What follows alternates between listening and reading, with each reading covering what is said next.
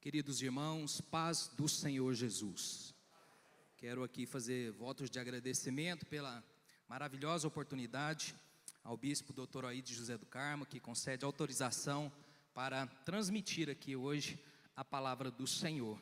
Agradeço imensamente essa oportunidade, a bispa Neuza também agradecemos, pastor Samuel César, pastor Itamar, pastor Dr. Alberto, pastor Dani Eber, muito obrigado pela oportunidade de estar aqui. Agradeço também o acompanhamento aqui da minha esposa, linda, agora está podendo aí estar participando também, do pequeno Calel, né?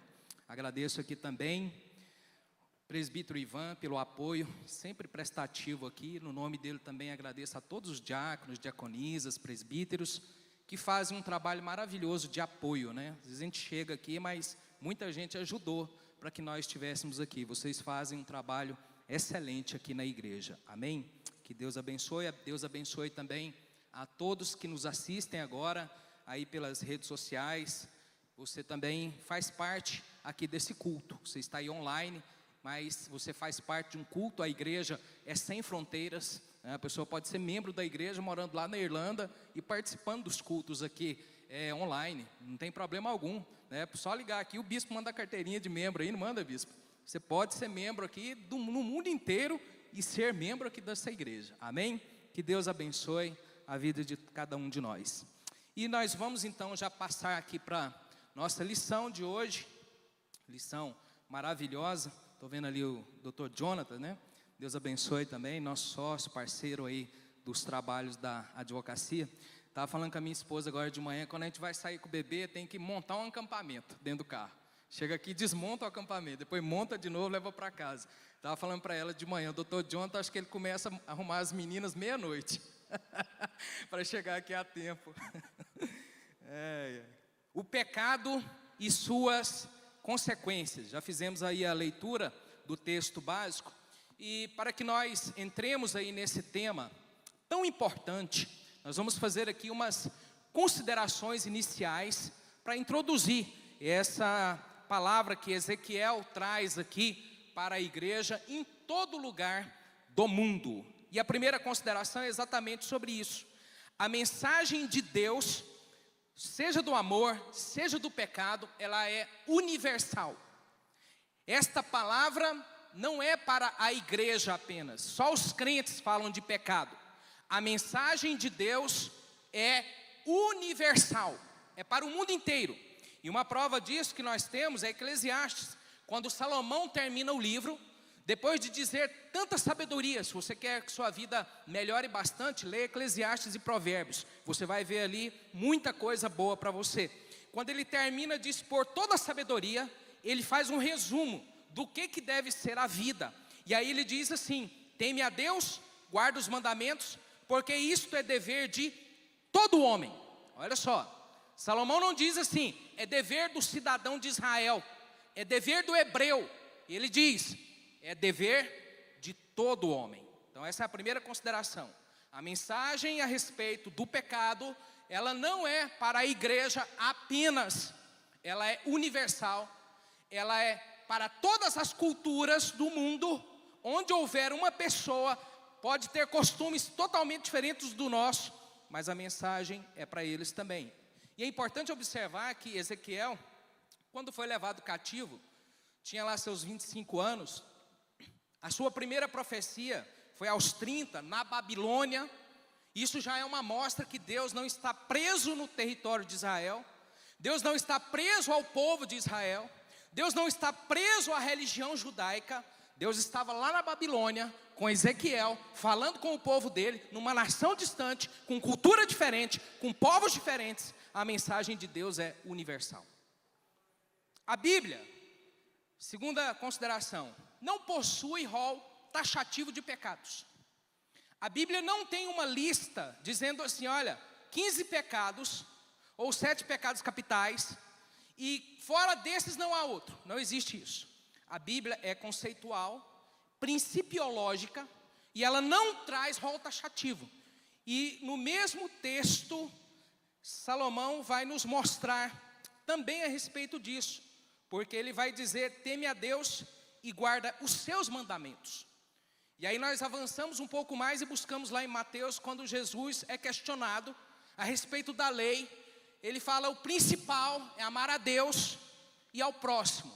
Jesus resume os mandamentos em amar a Deus e amar ao próximo. Quebrar mandamento é quando eu firo o amor de Deus e firo o amor ao próximo. Isso é pecado. Qualquer coisa que fira o amor de Deus ou fira o amor ao próximo é pecado. Então os pecados são vastos. A lei de Deus, ela baseia-se no amor. Qualquer coisa que atravesse isso é pecado. Então, nós não falamos muito sobre isso e nem vou ver essa descrição na Bíblia, mas é claro que racismo é pecado. Por quê? Porque eu considero o outro menor do que eu, ou alguém que não tenha valor por causa da cor, por causa do tamanho, por causa da característica física. Isso é pecado. A gente pensa que isso é coisa de bandeira política. Pelo contrário, isso é uma bandeira bíblica. A palavra de Deus diz que Deus não faz acepção de pessoas. Deus não faz. Pode ser preto, pode ser branco, pode ser quem for. E nós só importamos com isso o dia que acontece o mal, não é? Como outros que eu vou dizer aqui também. E eu não posso afirmar e nem estou afirmando isso. Pegue o contexto, não uma fala só. Mas, por exemplo, há poucos dias, uma pastora foi violentamente assassinada aqui em Goiânia. Qual a cor dela? Qual a cor do assassino? Sabe, eu questionaria isso, eu penso isso. Por que resolveu matar tão cruelmente uma pessoa indefesa, uma senhorinha que não oferecia risco algum? O que ele viu? Será que não nutriu desde criança um ódio por pessoas negras? Nós gostamos de citar as frases de Martin Luther King, né? E contra o que o pastor batista Martin Luther King lutava? Se não contra o racismo. Racismo é pecado. Praticar intolerância religiosa é pecado. A gente só se importa com isso quando acontece uma tragédia. Entrar alguém numa escola aqui e começar a atirar em todo mundo, porque é considerado por ele infiel à religião dele. Aí nós vamos pensar: olha a intolerância religiosa. Considerar o outro pior do que eu, porque não é da minha religião. Intolerância religiosa tem causado os maiores ataques terroristas da história. Intolerância religiosa. Violência física, psicológica, patrimonial contra a mulher. É o quê? Pecado. Que a Bíblia fala, irmãos. O marido deve amar a sua esposa como Cristo amou a igreja.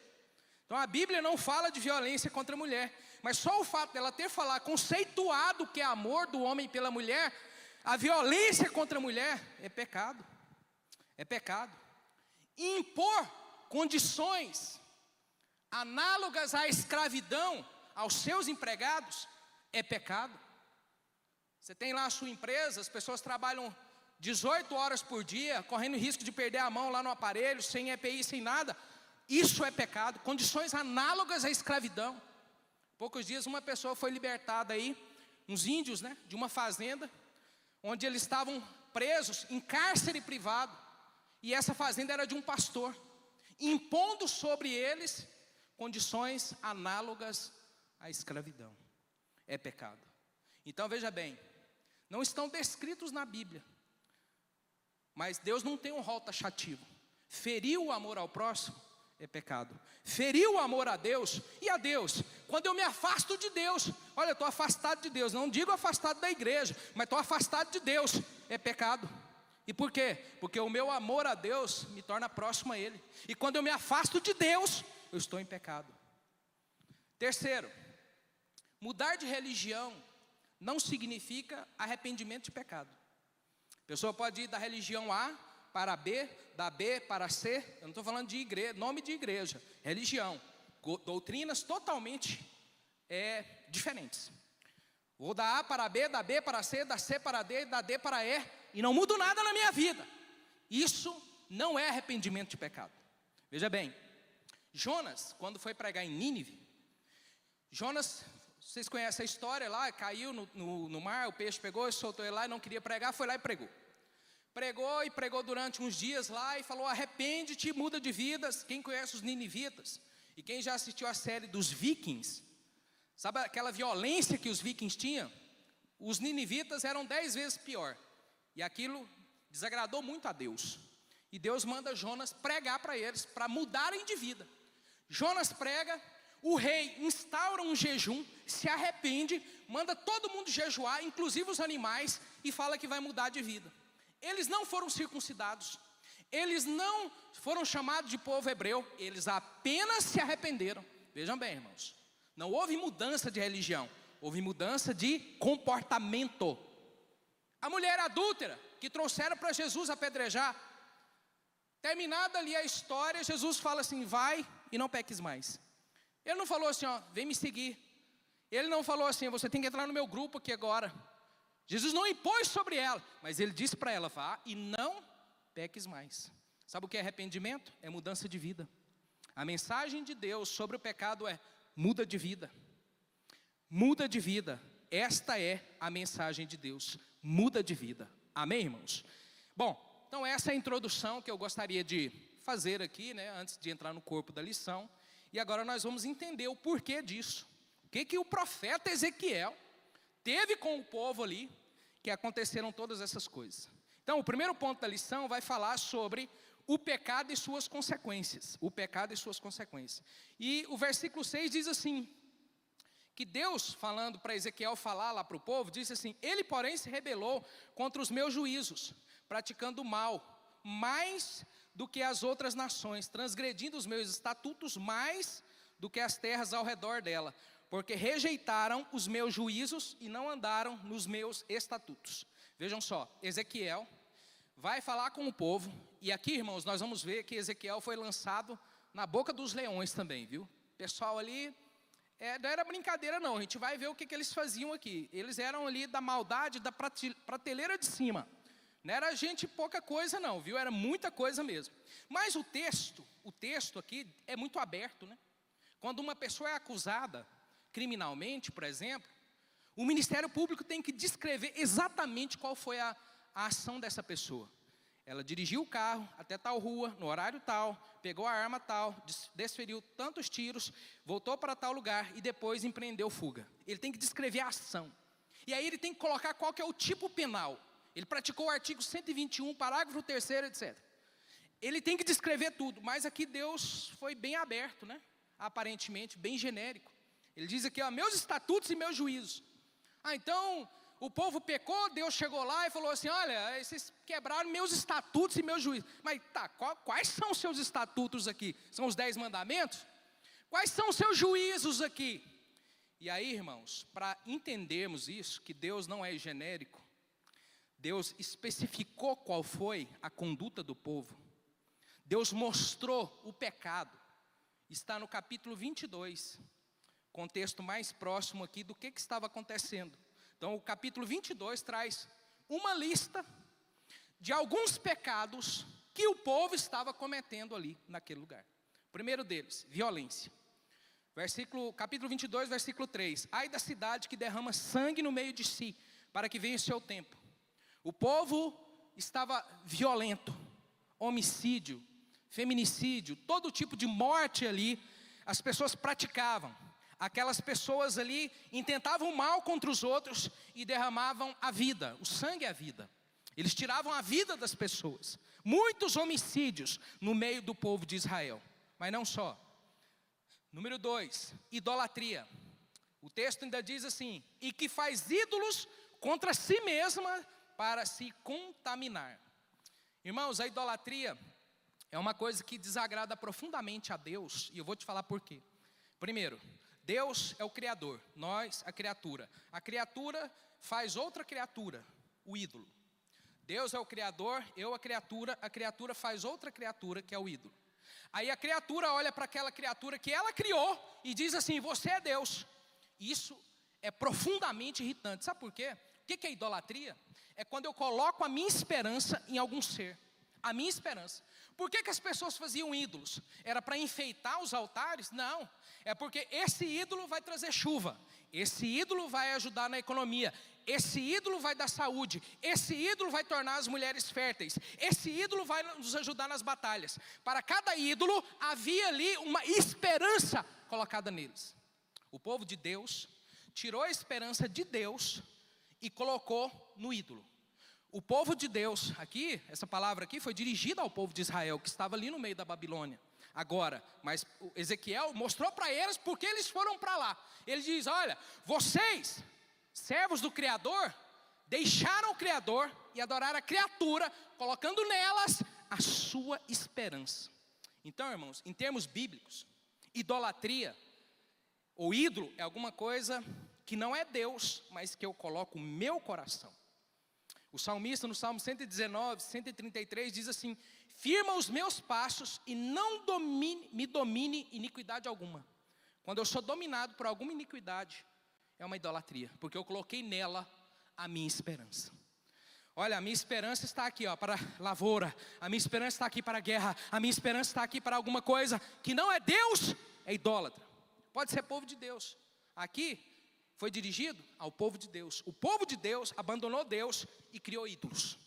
Fizeram ídolos e Deus se irritou profundamente. Mas não é só. Deus também fala, vocês desprezaram pai e mãe. Versículo 22, capítulo 22, versículo 7. No meio de ti desprezam pai e mãe. Isso aqui é uma coisa, irmãos, que a gente pensa assim, puxa, o que tem a ver, né? Pai e mãe, deixa para lá, qual o problema? Por que Deus se preocupa com isso? Irmãos, a humanidade só prossegue com a solidariedade da família. Então veja bem, meu bebezinho ali tem 45 dias. Precisa de olhares constantes, minuto a minuto. Não pode deixar sozinho um pouquinho, porque se vomitar e engasgar, morre. É uma coisa complicada.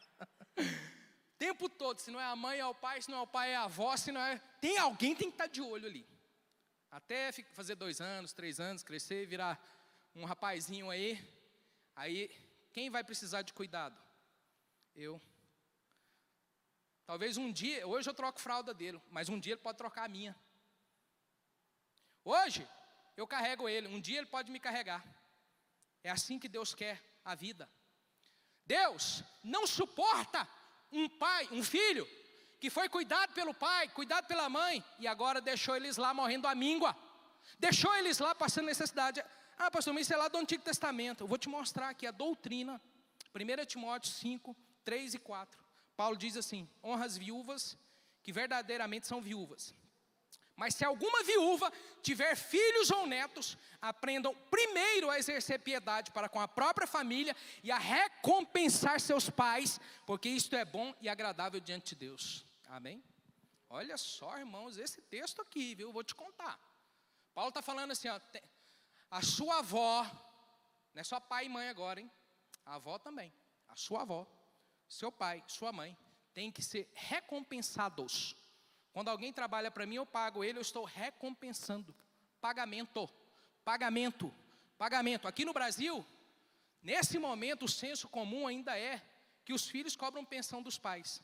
Mas com o envelhecimento da população, você vai ver daqui a pouco, mais ou menos uns 10, 12 anos, quando a população já vai ter envelhecido bem mais, pais cobrando pensão de filhos, na justiça. E sabe por quê? Porque da mesma forma que hoje pai tem que ser arrastado para pagar uma pensão para um filho, o filho que não cuida do pai será arrastado ao tribunal para pagar uma pensão por pai. Sabia disso? Então, mas Deus não quer isso, porque Ele ainda diz assim, ó, Ele diz assim, ó, mas se alguém não tem cuidado dos seus, principalmente da sua família, negou a fé e é pior do que o infiel. Olha só, irmãos, deixa eu te contar essa história aqui. Ele está falando assim, ó, se você não cuida do seu pai, da sua mãe e quiçá da sua avó, você é pior do que um não crente. Pior do que um que não tem fé, porque dizendo-se com fé, abandonou os velhinhos lá na necessidade. Vai lá na casa da sua avó hoje, o mato está dessa altura, capina lá para ela. É coisa prática. Ah, não posso capinar, não sei capinar, minha mãe é muito fina. Paga alguém para capinar.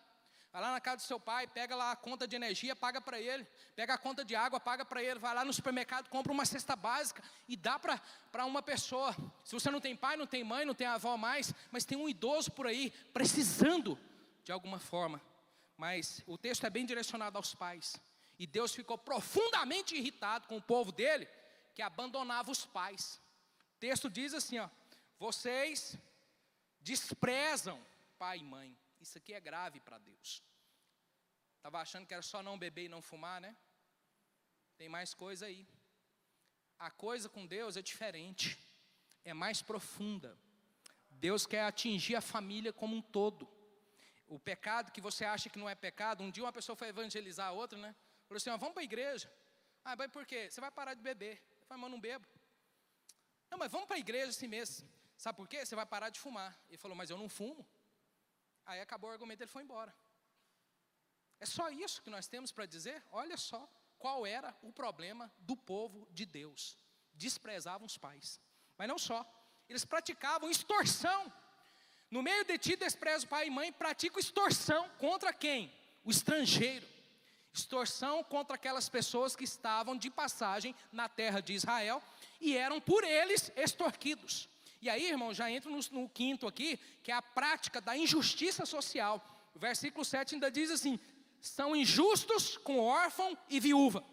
Irmãos, é muito interessante que você faça uma leitura da legislação deuteronômica. A palavra de Deus com as suas leis, lá no livro de Deuteronômio, a palavra deuto é segundo e nomos lei, a segunda lei, Deuteronômio, e lá Deus tem 14 leis de promoção e igualdade social para esses três grupos, estrangeiro, órfão e viúva. 14 leis, eu vou dizer só duas aqui para você ter uma ideia do que Deus falava ali. Por exemplo, a lei do sábado. Lá na lei do sábado ele diz assim, ó, no sábado é para descansar você, seu filho, sua filha. Quando você está lendo, você não sabe por que Deus está falando isso, né? É até chato ficar lendo tanta coisa. Teu escravo, tua escrava, o jumento, o boi, o cavalo, a ovelha e o estrangeiro no meio de ti. Olha só, sabe por que Deus fala isso? Porque senão o povo ia descansar no sábado, porque todo mundo tem que parar e descansar, senão morre só de trabalhar. Mas ia colocar o estrangeiro em condições análogas à escravidão. Trabalha dia e noite, 24 horas, semana inteira, mês inteiro, ano inteiro, até morrer, porque você é estrangeiro. Mas Deus não. O mesmo descanso para o povo de Israel é o descanso para o estrangeiro.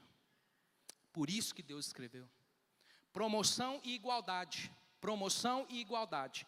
Outra, a lei do feixe esquecido no campo. Lá também fala, tem 14, vou falar só duas, não dá tempo. Mas até sugiro, quem sabe a editora, se não tem uma lição sobre Deuteronômio, fazer uma, só sobre a legislação, inclusive, dá coisa demais para mostrar. A lei do feixe esquecido. As pessoas tinham que passar na roça, colher e deixar um feixe lá. Por quê? Porque depois viria, passando por ali, o órfão, a viúva e o estrangeiro, e pegava aquele feixe. Era uma oferta para essas pessoas. Então, Deuteronômio mostra que Deus organizou a sociedade de modo a promover a igualdade. Sempre haverá pobres, no mundo inteiro, sempre haverá pobres. No meio do povo de Deus também. Mas Deus não quer pessoas marginalizadas, pessoas injustiçadas. Ele promove a igualdade, ainda que haja diferenças entre nós, mas o mínimo básico era para ter para essas pessoas. Eles eram pobres, mas não poderiam ser excluídos da partilha, da comida, de ter pelo menos o que alimentar o seu corpo, a coisa mais básica do mundo. Eles tinham que ter uma sociedade solidária e partilhadora.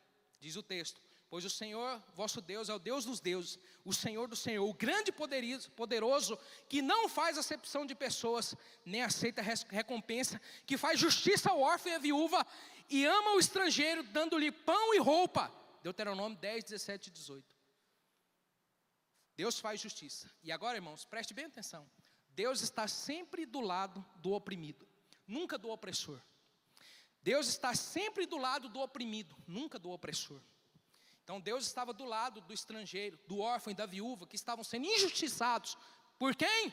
Pelo povo de Deus, não pelos babilônicos. Outro, promiscuidade, incesto. Os homens ali estavam dormindo, ou mantendo relações sexuais com a nora, com a sogra, com a irmã. Havia ali no meio do povo de Deus uma promiscuidade tamanha, que Deus se irritou profundamente com isso. Também havia ali no meio deles crime de pistolagem, jagunços. Veja a tarefa de Ezequiel. Ezequiel foi mandado para o meio de jagunços. O texto diz assim: no meio de ti aceitam subornos para derramar sangue. Suborno para derramar sangue. Sabe o que é isso? Crime de pistolagem. Aqui nós conhecemos como homicídio qualificado, cometido mediante paga ou promessa de recompensa. Então os príncipes recebiam: quanto você me dá para matar essa pessoa? Crime de pistolagem, jagunços, no meio do povo de Deus. Ezequiel é mandado para esse meio. E Ezequiel não tem temor dessas pessoas. Ele chega lá e fala o que Deus mandou ele falar. Essa é uma lista aí de pecados que estava lá no capítulo 22. Por isso Deus começou a fazer uma destruição. Diz o texto em 1.2 da lição, que vai falar sobre a ira de Deus, que Deus, então, como eles profanaram o santuário, cometeram coisas terríveis, e é interessante que Deus diz que o povo praticava mais paganismo, o povo de Deus estava praticando mais paganismo do que o povo pagão. E aí ele diz aqui: você vai morrer de peste, a fome vai consumir você, e outra parte vai cair, vai ser levado cativo. Deus mandou falar isso. O pecado de Israel, irmãos, aí no 1.3, foi punido. Jerusalém foi destruída. Muitos foram mortos, outros tantos levados ao exílio. O povo antes livre virou escravo de reis idólatras. Quer coisa pior do que isso? Quer uma situação pior do que essa? Mas sabe por que isso chegou nesse ponto? Deus está mostrando aqui: olha, quando vocês estiveram lá no Egito, vocês eram oprimidos, vocês eram escravizados, vocês eram extorquidos, vocês eram subjugados.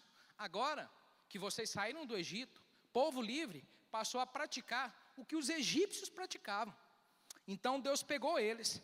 E quando você vê tudo que os outros professores já mostraram aqui, do exílio, de serem levados para a Babilônia, chegarem lá, serem batizados com outros nomes, como Daniel, recebeu um outro nome, os amigos dele receberam novos nomes, e agora servir reis idólatras que escravizaram eles. Pode ter coisa pior do que isso? Pode ter, irmãos, uma situação pior. Seu pai e sua mãe foram mortos pelos babilônios. Você é levado escravo de quem matou seus pais. E chega lá, tem que trabalhar para eles. E se não trabalhar, vai ser morto também. E quando eles entrarem nos cultos deles, você tem que entrar junto. E quando eles forem dominar outros povos, você tem que ir junto. Você agora não tem autonomia, você foi destruído. Você não tem mais o culto que você tinha. Você não tem mais a língua que você tinha. Você não tem mais o nome que você tinha. E sabe por que Deus fez isso? Porque o povo se tornou isso: idólatra, sem nome. Pessoas apátridas, pessoas que não tinham mais a identidade do povo de Deus. E isso aqui, irmãos, nos lembra e nos mostra que nós corremos esse risco. Se nós começarmos a desviar da palavra de Deus, da palavra do Senhor, daquilo que a Bíblia ensina, e começarmos a irmos por outros caminhos, daqui a pouco nós somos mais pagãos do que os pagãos. Há essa possibilidade porque aconteceu com eles aqui. Mais pagãos do que os próprios pagãos. E aí o ponto 2 da lição vai continuar e vai dizer que a palavra de Deus permanece para sempre. Gálatas 6:7 diz que Deus não se deixa escarnecer, porque tudo que o homem semear, isso também ceifará. Deus mostrou isso para eles: vocês plantaram tudo isso, e agora vocês estão colhendo também todo esse mal. Aqui no mundo, irmãos, essa lei da semeadura, ela não é do jeito que a gente quer. Muitas vezes você pratica mal e não é castigado. Muitas vezes você pratica bem e não é recompensado. Deus tem um tempo para tudo. O nosso trabalho na lei da semeadura é plantar, fazer o bem, fazer o bem, fazer o bem. Se eu vou ter recompensa agora, daqui 20 anos, daqui 30 anos, se a recompensa vai ser passada para os meus filhos, para os meus netos, para uma outra geração, eu não sei. A lei da semeadura não diz que eu tenho o poder sobre a colheita, mas que eu tenho o poder sobre o plantio. Que eu não vou plantar maldade, que eu não vou plantar idolatria, que eu não vou plantar desprezo às pessoas, que eu não vou plantar o pecado, eu vou plantar o bem. Se eu vou colher, eu não sei. Um dia vai vir a colheita. Pode ser nessa vida, pode ser na próxima, eu não sei. Mas o que eu aprendo disso é que o plantio é nosso. Eu decido plantar, eu sou obrigado a plantar, mas a colheita é no tempo de Deus e na época de Deus. Por isso Paulo fala assim: e não nos cansemos de fazer o bem, porque a seu tempo ceifaremos, se não desfalecermos. Se não desfalecermos. Seguir a Jesus, irmãos, é investir na eternidade. Jesus falou em Mateus: ajuntai tesouros no céu, onde a traça e a ferrugem não corroem. Aqui tudo se acaba. Aqui você pode ser vítima de fraude, como o pastor acabou de dizer aqui. Aqui pode acontecer tantos problemas, mas tudo que você está plantando para a glória lá no céu, essa está guardada lá. Essa ninguém vai tirar, essa ninguém vai roubar. Planta que se você não colher ainda aqui nesse mundo, você vai colher lá com Deus, com Cristo, com o Senhor Jesus. Pode plantar, sabe? Não pense assim: olha pastor, o mundo está difícil, ninguém, olha, o povo hoje é igual esse povo aqui que Ezequiel pregou. Tem os mesmos pecados aqui, eu não vou viver essa vida não. Eu vou viver igual todo mundo está vivendo. Pode ir, mas a colheita do mal também virá, como veio para eles. O exílio, todo o sofrimento foi uma colheita que veio nesse tempo. Talvez muitos dos que estavam pecando tinham morrido já e nem foram lá para o exílio, mas outros foram, porque o meu pecado atinge os outros. O meu pecado atinge a minha esposa, o meu pecado atinge os meus filhos, o meu pecado atinge a igreja, o meu pecado vai atingir as pessoas. Portanto, plante o bem. Eu não sei se eu vou colher, mas continue plantando e não desfaleça. O 2.1 fala assim: o pecado deliberado é uma afronta a Deus. O que é o pecado deliberado? Pecado deliberado é: eu sei que é pecado, vou pecar e não me importo. Isso é deliberação.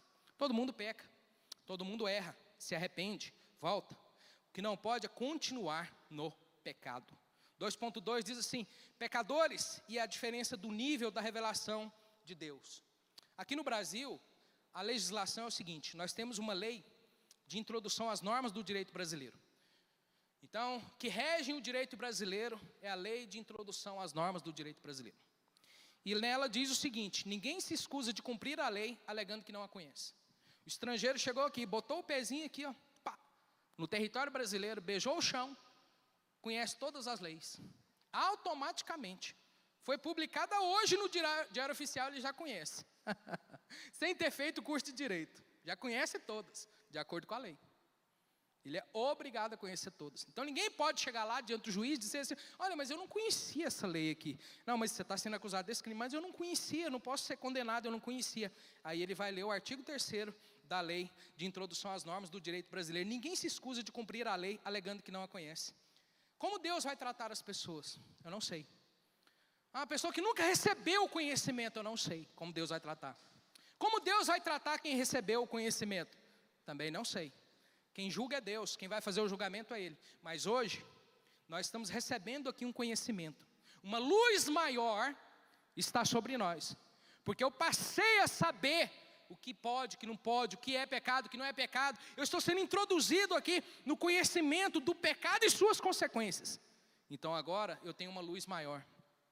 Quando uma pessoa tem uma luz maior, responde por mais, né? Responde por mais. Por exemplo, imagine um policial militar praticando roubo, ou furto, ou qualquer crime que ele deveria estar em tese defendendo. É claro que isso aumenta a pena. É claro que há poucos dias aumentaram a pena de um estudante de direito, justamente porque ele conhecia mais a lei. Então aumenta a pena. Então, as pessoas recebem um nível diferente de conhecimento, e por causa disso também serão julgadas. Romanos 1:20 diz assim: porque os atributos invisíveis de Deus, o seu eterno poder, como também a sua própria divindade, claramente se reconhece desde o princípio do mundo, sendo percebidos por meio das coisas que foram criadas. Tais homens são, por isso, indesculpáveis. Aqui está a lei de introdução às normas do direito de Deus. Conhecimento da própria natureza. Olha, eu estou vendo aqui um sol, estou vendo aqui um mar, estou vendo aqui as árvores. Isso aqui não surgiu do nada, tem um Criador. Eu vou adorar esse Criador. Eu vejo injustiça, sabe, dentro de mim tem alguma coisa. Sabe, eu amo as pessoas, um bebê já pode amar a mamãe. Quem colocou isso nele? Ele não aprendeu, ele não sabe ler, ele não sabe nada. Como é que ele já aprende isso? Sabe, está impresso dentro daquele ser ali. Então também diante de Deus foi imprimido, foi impresso em nós o conhecimento dessas coisas. Israel foi, aí o 2.3, uma nação escolhida, mas um povo ingrato. Israel, irmãos, é a nossa figura. Há um tempo atrás no Egito, eles eram escravos e agora praticavam coisas contra órfãos, viúvas, estrangeiros e contra Deus pela idolatria, que foi tudo que os egípcios fizeram. Sabe o que é isso? Uma perda total da identidade dele. Há poucos dias eu estava conversando com uma pessoa que estava caído aí na rua. Fui lá, conversei um pouquinho com ele, perguntei o nome dele, de onde ele era, o que ele trabalhava. Ele me falou que tinha uma profissão, falou que morava aí no interior com o pai e com a mãe dele, mas estava na rua numa situação irreconhecível. Eu falei assim, se sua mãe te vê de longe, ela te conhece? Ele falou assim, provavelmente não. Cabelão, barba, todo sujo, todo caído mesmo, perdido ali. E uma situação totalmente diferente. Ele perdeu a identidade dele. Ele não queria falar o nome dele, né? Ele perdeu a identidade. O povo de Deus, se sair da luz da palavra, perde a identidade. Então nós temos que voltar para a luz da palavra. Abandonar todo tipo de pecado. Porque senão nós nos tornamos os egípcios. O povo perdido. Porque senão eu começo a praticar o paganismo. Eu começo a praticar essas coisas. Oséias 11:1 diz assim, quando Israel era menino, eu o amei. Do Egito chamei meu filho. O 11:5 diz assim, não voltarão para a terra do Egito, mas o assírio será o seu rei, porque recusaram converter-se. Oséias mostra para eles, ó, lá no Egito, oprimidos, eu amei vocês. Eu chamei. Eu falei assim, vem cá meus filhos, vou tirar vocês daí. Agora aqui, vocês só não vão voltar para o Egito, mas vocês vão ser escravos novamente. E sabe por quê? Porque se tornaram pagãos, perderam a identidade. Irmãos, como o bispo diz aqui, né, hoje as pessoas estão mudando tudo, né? Qual que é a identidade cristã? O que uma pessoa é para ser cristão? Não estou falando evangélico. O que é que torna uma pessoa cristã? Que nós servimos a Cristo, né? Nós temos uma nomenclatura nas nossas igrejas evangélicas. Mas qual é a identidade de uma pessoa que serve a Cristo, que anda com Cristo? Qual é essa identidade? E eu vejo e me preocupo com isso, que há uma perda geral da identidade. Isso pode, isso não pode, agora é assim, agora é assado. Cada um pensa do seu jeito. Parece o livro de Juízes, lá no último capítulo, no último versículo, dizendo assim, naquela época, cada um fazia o que achava mais certo. Um não vai ser detentor da verdade, mas existe uma verdade. Existe uma coisa que nos une a todos e nos mostra a nossa identidade. E é muito fácil perder a identidade com o tempo. Calvino dizia o seguinte, o coração humano, ele é uma fábrica de ídolos. Coração humano. Todos têm esse senso neles. Quando Moisés tirou o povo do Egito, ele subiu lá no monte. E ao demorar-se lá, diz o texto seguinte, Moisés tardava em descer do monte. Acercou-se de Arão e lhe disse o povo, levanta-te, faze-nos deuses que vão adiante de nós. Pois quanto a este Moisés, o homem que nos tirou do Egito, não sabemos o que terá sucedido. O bezerro de ouro. E este, recebendo das suas mãos, trabalhou o ouro com buril e fez dele um bezerro fundido. Então disseram, olha só, não foi Arão que disse, foi o povo que disse. Então disseram, são estes, ó Israel, os teus deuses que te tiraram da terra do Egito. No versículo anterior, o povo fala assim, esse que nos tirou do Egito, Moisés. Agora eles pegam um bezerro forjado de ouro e falam assim, ó, esse aqui que nos tirou do Egito.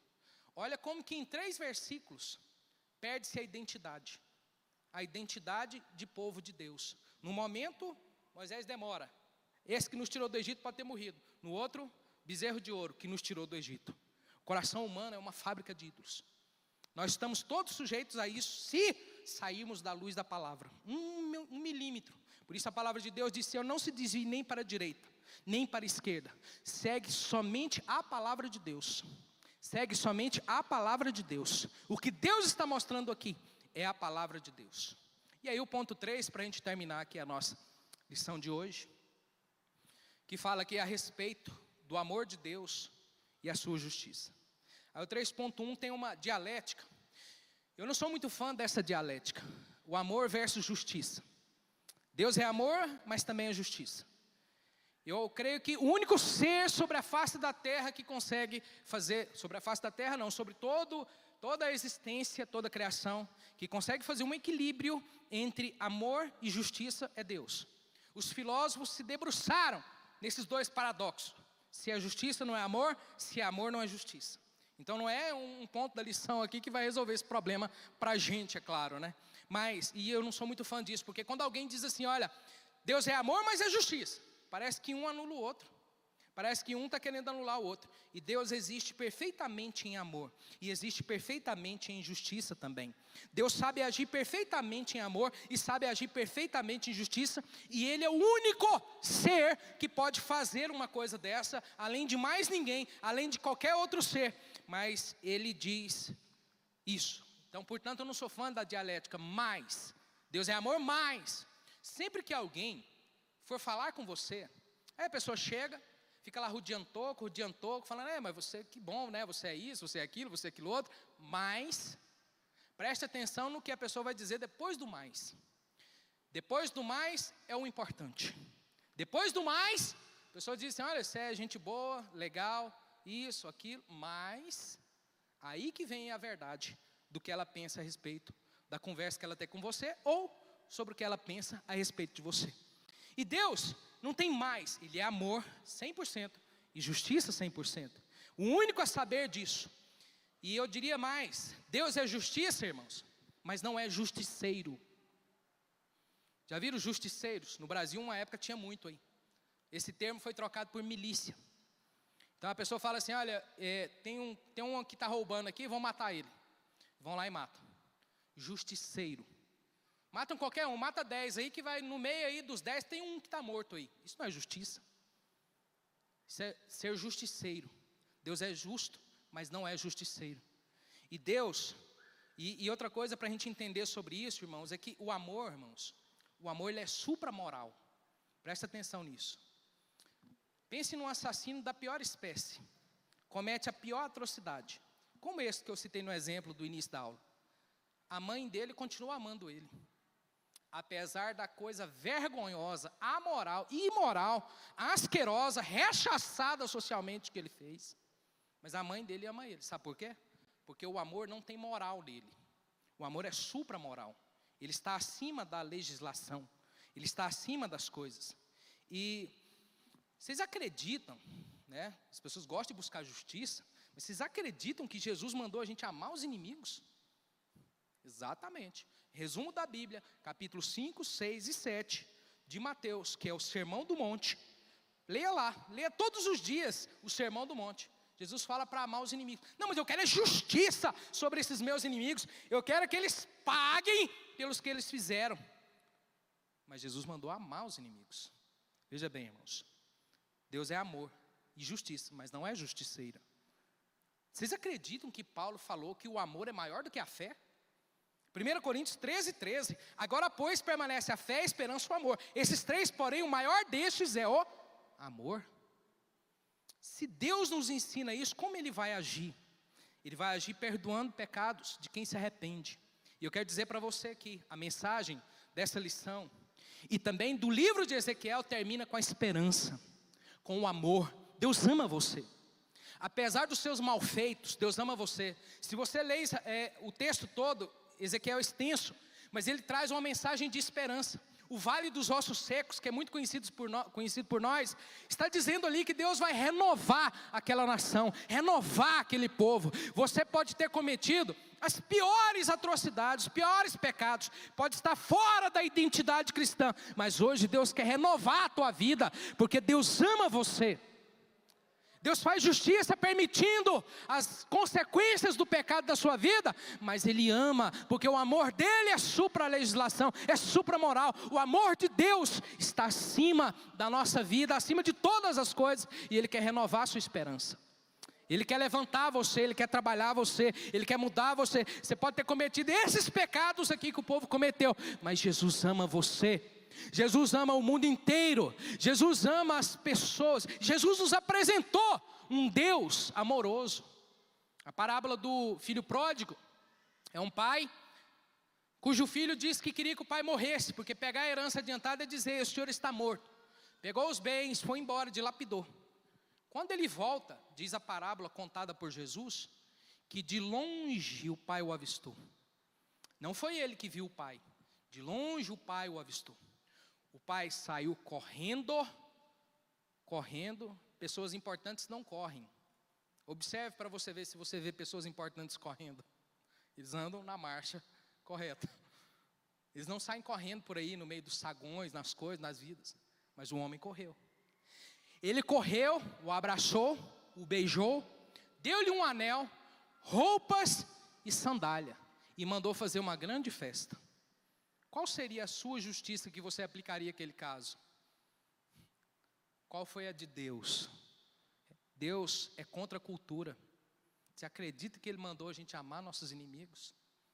Deus é contra a cultura do ódio. Deus é contra a cultura da intolerância. Deus é contra a cultura que odeia o próximo. Deus é a favor do amor. Deus quer renovar as pessoas. Quando Ele fala de pecado, Ele não quer destruir você. Ele quer amar você. Ele quer que você deixar uma mensagem só, a do início da lição. Muda de vida. Muda de vida que Deus vai abençoar. Muda de vida. Deus não pode abençoar o pecado, mas a mudança de vida, o arrependimento, Deus abençoa. Fique de pé comigo agora.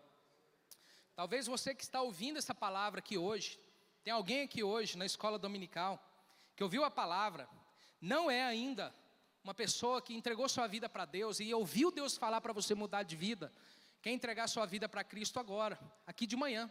Tem alguém?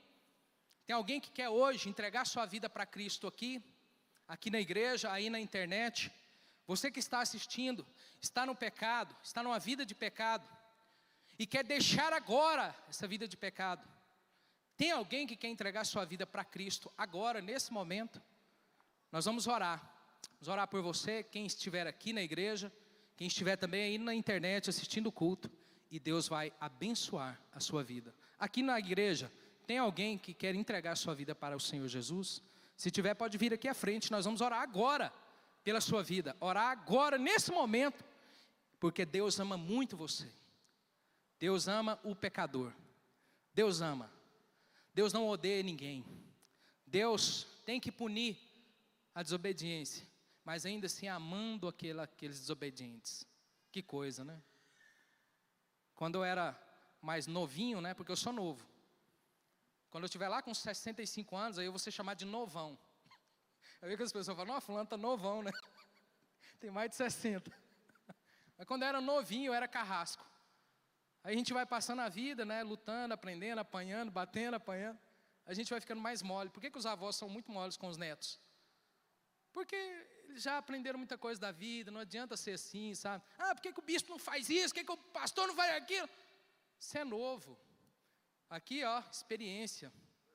Aprendeu a amar as pessoas. Entendeu? A gente vai aprendendo, a gente vai mudando, a gente vai apanhando tanto na vida e aprendendo que a gente passa a ser amoroso. A gente vai tendo mais revelação de Deus e aprendendo a amar mais as pessoas. Amém, irmãos? Que Deus abençoe a vida de todo mundo. Vamos orar. Senhor, nós te louvamos e te agradecemos por essa palavra, por essa escola, pelas pessoas que estão aqui fisicamente ou online. Que o Senhor abençoe cada um agora, quem está fazendo